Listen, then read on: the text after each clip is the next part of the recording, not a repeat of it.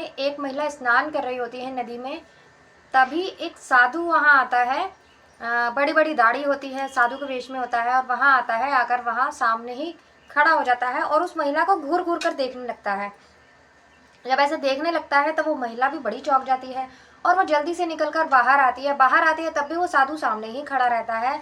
उसके बाद वो महिला जो होती है वहाँ आकर सोचती है कि पता नहीं क्या बात है। वो आकर उनको प्रणाम करने लगती है, उनके पैर छूने लगती है और उनको पूछने लगती है कि बाबा क्या काम है, आप मुझे बड़ी देर से देख रहे हैं। तभी वो जो साधु होता है हंसने लगता है। हंसने के बाद उस महिला से कहता है, क्या तुम मुझे नहीं पहचानी मैं कौन हूँ? ऐसा कहने के बाद वो महिला उसे पहचान जाती है और पहचानने के बाद में फिर अपनी शिकायत उससे करना शुरू कर देती है कि ऐसा क्यों किया था। तो दोस्तों, वो महिला उस साधु की क्या लगती थी और वो साधु ऐसे क्यों घूर घूर कर देख रहा था उस महिला को, ये सब मैं आपको इस कहानी में बताऊंगी। तो बने रहिए वीडियो में। अगर वीडियो अच्छी लगे तो वीडियो को लाइक कर दीजिएगा, चैनल को भी सब्सक्राइब कर दीजिएगा अगर आप लोग चैनल पर नए हैं तो। दोस्तों ये जो घटना है ये लखनऊ की है। लखनऊ की यूनिवर्सिटी में दो जने, एक लड़का और एक लड़की पढ़ाई किया करते थे। लड़के का नाम करण होता है और जो लड़की होती है उसका नाम संगीता होता है। दोनों अपने घर से दूर थे, अपने घर से मतलब साइकिल पर ही आया करते थे और दोनों कॉलेज में जब पढ़ते थे तो एक दूसरे को घूर घूर कर देखा करते थे, लेकिन बात कभी नहीं करते थे एक दूसरे से। अचानक रास्ते में उन दोनों की मुलाकात होती है। फिर वो लड़की उससे कहती है, तुम मुझे घूर घूर कर देखते हो ना, और अब मैं तुम्हारी शिकायत करूंगी अपने घर पर। ये बोलने के बाद में वो लड़का डर जाता है तो तेज तेज साइकिल चलाने लगता है, मतलब तेज तेज जाने लगता है कि कहीं ये मेरी कंप्लेंट ना कर दे अपने घर वालों से। तो जो लड़की होती है वो उसको आवाज़ लगाकर बोलती है, अरे करण रुको, ऐसी कोई बात नहीं है। फिर वो जो लड़की होती है संगीता बोलती है उसको कि ऐसी बात नहीं है, दरअसल तुम मुझे बहुत अच्छे लगते हो और मैं तुम्हें पसंद करती हूँ और यही कहने के लिए मैं आज इस टाइम पर निकली हूँ। मुझे पता है तुम इस टाइम पर आते हो और मैं तुमसे बहुत ज़्यादा प्यार करती हूँ, क्या तुम मुझसे शादी करोगे? दोस्तों, वो दोनों अपनी पढ़ाई पूरी करते हैं, उसके बाद वो लोग आपस में दोस्ती हो जाती है। उनकी अक्सर वक्त बिताया करते थे साथ में। दोस्तों, अब जो संगीता होती है वो अपने घर वालों से बात करती है, अपने मम्मी पापा से बात करती है कि ऐसे ऐसे एक लड़का है, करण है।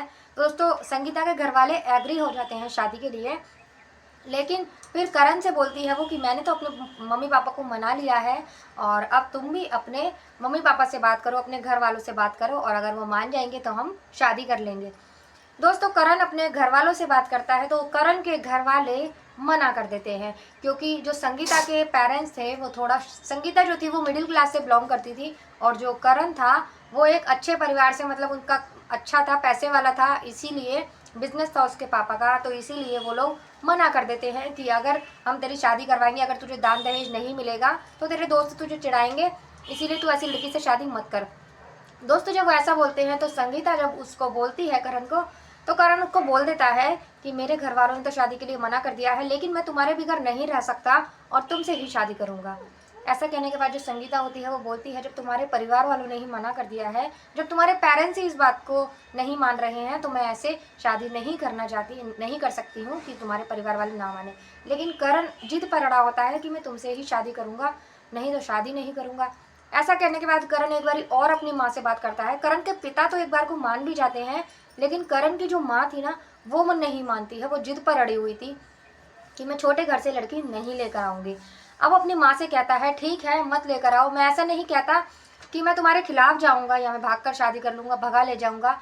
तुमने मुझे पढ़ाया लिखाया है, इस काबिल बनाया है, तो मैं आप लोगों के साथ धोखा नहीं करूंगा। लेकिन कोई बात नहीं, आप लोग मेरी शादी नहीं करा रहे संगीता से, लेकिन मैं भी कसम खाता हूँ अगर मेरी संगीता से शादी नहीं हुई तो मैं किसी के साथ शादी नहीं करूँगा ज़िंदगी भर।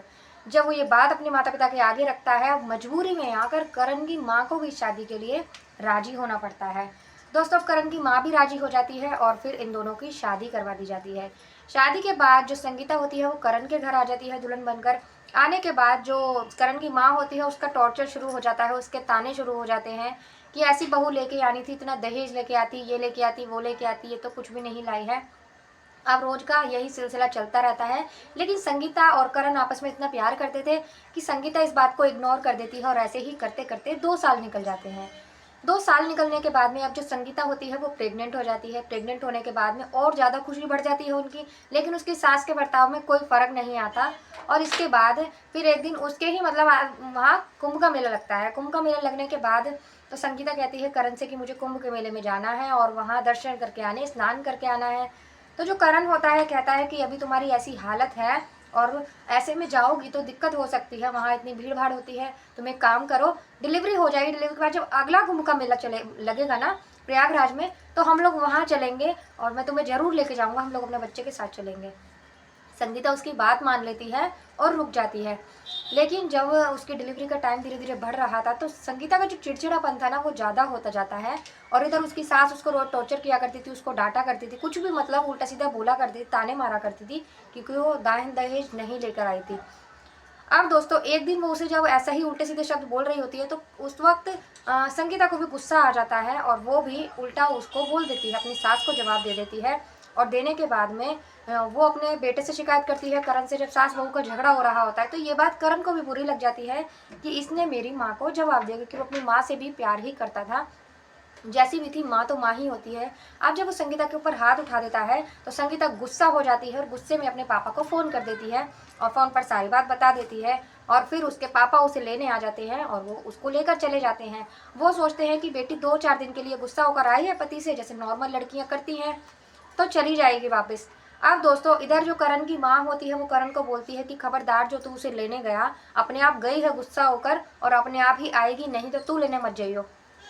अब दोस्तों इधर संगीता भी यही सोचती है कि करण मुझे लेने आएगा क्योंकि उसने थप्पड़ मारा है और उसकी गलती है, वो आएगा मुझे लेकर जाएगा जब भी मैं जाऊंगी। दोस्तों ऐसे करते करते 1 महीना निकल जाता है। 1 महीने के बाद अब जो लड़की के पिता होते, संगीता के पिता होते हैं, वो कहते हैं कि कैसे हैं ये लोग और अभी तक करण लेने नहीं आया है, ये है वो है। और दोस्तों जो वो पड़ोसी होते हैं, पड़ोसी जब संगीता की शादी इतने बड़े घर में हुई थी तभी से ही वो चिढ़ा करते थे कि इसने अपनी बेटी की शादी इतने बड़े घर में की है, कहाँ हमारी बेटी की शादी ऐसे ही घर में हुई है। तो वो लोग शुरू से ही चिढ़ा करते थे। और जब संगीता वहाँ लड़ाई कर कर आ जाती है, घर मायके आ जाती है, तो उन लोगों को मौका मिल जाता है उसके खिलाफ उसके पापा को भड़काने का। अब दोस्तों वो यही काम करते हैं, उसके पापा से बातें करते हैं कि इसके ससुराल वाले तो ऐसे निकले कि लड़की को ऐसी हालत में घर से भगा दिया है, और तो और देखो इतने दिन हो गए हैं इसे लेने कोई भी नहीं आया है। अब दोस्तों उसके पापा को आए दिन भड़काते हैं कि तुम एक काम करो, तलाक दिलवा दो, लड़की तुम्हारी परेशान है, कहीं और शादी कर देना। अब वो रोज ऐसी ही बातें सुनते हैं उसके पिता, तो उसके पिता को भी लगता है कि शायद ये परिवार मेरी बेटी के लिए ठीक नहीं है। अब वो वकील से बात करते हैं और तलाक के लिए एग्री हो जाते हैं। दोस्तों एक दिन वकील आता है घर पर। वकील आने के बाद में उससे संगीता से बातें करता है। संगीता सारी बातें बता देती है। वकील तलाक का जो प्रोसेस होता है वो बताता है, सारी बातें बता देता है और संगीता तलाक के लिए एग्री हो जाती है। तो दोस्तों तलाक का नोटिस मतलब कागज करण के यहाँ पहुँचते हैं। करण अब तक सोच के बैठा था कि शायद गुस्सा है वो आ जाएगी, लेकिन जब करण तलाक के पेपर देखता है तो उसका सब्र का बांध टूट जाता है। और फिर लेकिन वो सोचता है कि अगर वो तलाक लेना चाहती है तो मैं भी उसे तलाक दे ही देता हूँ, हो सकता है वो मेरे साथ खुश ना हो। ऐसा सोचने के बाद में तलाक के पेपर पर साइन कर देता है और फिर दोनों का तलाक हो जाता है। जो भी उसको पैसे देने की अदालत कोर्ट जो वो करती है, वो उसका जितना भी पैसा होता है वो संगीता को दे देता है और मंथली जो भी उसको देने की बात होती है वो हर महीने उसको उसमें डालने की बोल देता है, उसके अकाउंट में ट्रांसफ़र करने की। अब दोस्तों संगीता की डिलीवरी होती है, वो अपने पिता के घर पर ही होती है। संगीता एक बेटे को जन्म देती है तो बेटे को देखकर बहुत खुश होती है, लेकिन कहीं ना कहीं उसे करण की याद भी आती है कि करण के साथ कॉलेज में बिताए हुए दिन, करण के साथ शादी हुई थी, 2 साल उसके बहुत अच्छे बीते थे और यही सब वो याद करती है। लेकिन अब वो सोचती है कि करण तो मेरी ज़िंदगी में है नहीं। वो धीरे धीरे ऐसे ही अपने बेटे के साथ ही अब जीने लगती है। दोस्तों इस बीच कुंभ का मेला दोबारा लगता है। अब कुंभ का मेला जब दोबारा लगता है तो इस बार यही प्रयागराज में 2025 में जो मेला लगा है, अब वो सोचती है कि कुंभ का मेला लगा है और उसे याद था कि मैंने करण से कहा था कि कुंभ का मेला लगेगा। अब उसका बेटा भी बड़ा हो जाता है थोड़ा। अब जब सोचती है कि मैं वहाँ जाऊँगी कुंभ के मेले में, क्योंकि मैंने करण से कहा था कि मुझे लेकर चलो, करण ने कहा था अब की बार चलेंगे 2025 में जब कुंभ का मेला लगेगा। अब वो सोचते हो अपने पिता से बात करती है, उसके पिता मना कर देते हैं कि नहीं बहुत भीड़ भाड़ होती है वहाँ, कैसे जाएगी। अब जब उसके पिता मना कर देते हैं तो उसे पता चलता है कि गांव के काफ़ी सारे लोग कुंभ के मेले में जा रहे हैं। तो अपने पिता से बोलती है कि गांव के काफ़ी सारे लोग जा रहे हैं, मुझे भी उनके साथ ही भेज दो। दोस्तों गांव का माहौल बहुत अच्छा होता है, एक दूसरे को बच्चे को अपने बच्चे की तरह ही रखते हैं। तो उसके पिता संगीता को कह देते हैं कि ठीक है तू इनके साथ चली जा, लेकिन बच्चे को लेकर मत जा। दोस्तों वो बच्चे को अपने पिता के पास ही छोड़ कर चली जाती है उन लोगों के साथ। अब दोस्तों वो वहाँ चली जाती है। इधर करण होता है, जो करण को भी जब कुंभ का मेला लगता है तो उसे भी संगीता की याद आती है, क्योंकि संगीता ने उससे कुंभ के मेले में जाने के लिए कहा था। अब वो कहीं ना कहीं उसके दिल में ये बात होती है कि शायद संगीता इस कुंभ के मेले में आई होगी। लेकिन दोस्तों जब इसका तलाक हो जाता है तो वो काम तो लगातार करता है और ट्रांसफ़र करता रहता है। अब जब काफ़ी वक्त बीत जाता है तो वो अपनी ज़िंदगी से परेशान हो गया था। उसने तो पहले ही कहा था कि अगर संगीता से शादी नहीं होगी तो मैं शादी ही नहीं करूँगा। अब दोस्तों वो साधुओं में रहना शुरू कर देता है, ऐसे ही जो साधु बाबा होते हैं, और ये साधुओं के संग ही अब ये कुंभ के मेले में इधर प्रयागराज में आ जाता है।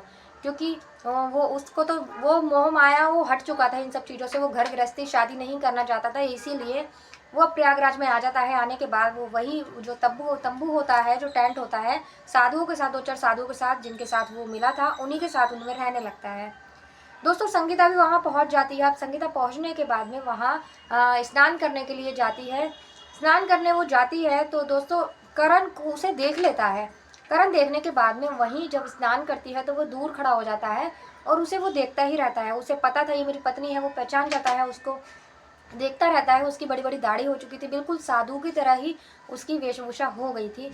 अब दोस्तों जब संगीता की नज़र उस पर पड़ती है तो वो कहती है ये साधु बहुत देर से मुझे देख रहा है। वो स्नान करती है जल्दी जल्दी और बाहर निकलती है। बाहर जैसे ही निकलती है तब भी वो साधु लगातार उसे देख रहा था। अब वो साधु के पास आती है और उसे प्रणाम करती है और बोलती है कि बाबा क्या बात है, आप मुझे क्यों देख रहे हैं इतनी देर से, और क्या बात है, आपको क्या बात करनी है मुझसे। तो करण ये देखकर हंसने लगता है। हंसने के बाद वो बोलता है कि क्या तुम मुझे नहीं पहचानी संगीता। जब वो ऐसे बोलता है तो संगीता उसकी आवाज़ सुनकर पहचान जाती है कि ये और कोई नहीं है, ये करण है। अब उस वो गुस्सा हो जाती है थोड़ा सा, मतलब बोलती है कि करण तुम यहाँ कैसे, और तुमने ऐसा किया था, तुमने वैसा किया था। दोस्तों गलती दोनों तरफ थी, दोनों ने ही नहीं सोचा था। अगर थोड़ी सी पहल की होती दोनों ने तो आज दोनों का घर नहीं बिगड़ता।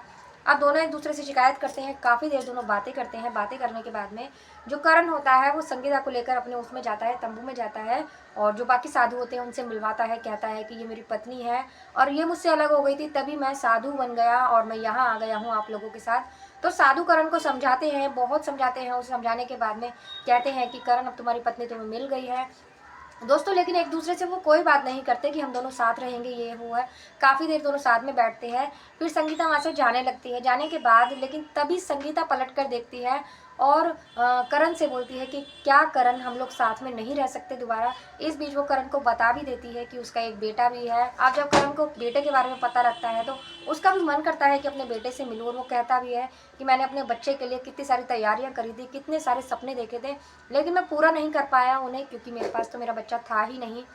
अब जब उसे पता चल जाता है कि उसका एक बेटा भी है इतना बड़ा, तो वो संगीता जब पहल करती है कि करण क्या हम साथ में नहीं रह सकते, तो फिर करण भी मना नहीं करता। वो देखकर खुश हो जाता है और संगीता को अपने गले से लगा लेता है।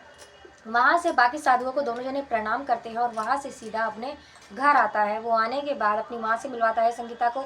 अब उसकी माँ को भी इस बात का एहसास हो चुका था कि उसने अपनी बहू के साथ अच्छा नहीं किया था, क्योंकि उसका बेटा अब साधु बन चुका था। उसको अपनी माँ को भी छोड़कर जा चुका था।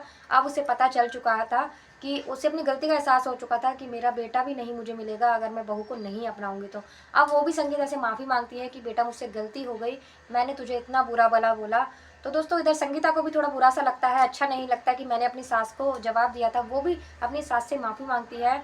और इधर उसके संगीता के पिता को भी ये बात पता चलती है कि मैंने भी मतलब पड़ोसियों के कहने में आकर अपनी बेटी का मतलब तलाक करवा दिया। सभी को अपनी गलतियों का एहसास होता है और फिर करण और संगीता दोबारा से शादी करवा दी जाती है उनकी, और दोनों अपने बेटे के साथ एक सुखी जीवन जीने लगते हैं। तो दोस्तों ये थी आज की कहानी। कितने साल बाद बिछड़े हुए प्रेमी दो पति पत्नी मिल गए थे। तो दोस्तों काश जो भी कुंभ मेले में जाए उसकी ऐसे ही मनोकामना पूरी हो जाए, हर इंसान की ख्वाहिश पूरी हो, यही मेरी कामना है। और दोस्तों अगर आप भी कुंभ मेले में जाते हैं तो ज़रा सावधान होकर जाइए, क्योंकि वहाँ बिछड़ने का बहुत ज़्यादा डर होता है। लेकिन बहुत से लोग ऐसे होते हैं जो बिछड़े हुए मिल भी जाते हैं ना। कहते हैं जिसके कर्म अच्छे होते हैं उसके साथ कभी बुरा नहीं होता, वही कर्मों का फल होता है। लेकिन कब क्या हो जाए, कौन सा चमत्कार हो जाए, कोई नहीं बता सकता। तो दोस्तों मिलती हूँ अगली किसी वीडियो में एक नई कहानी के साथ। तब तक के लिए नमस्कार।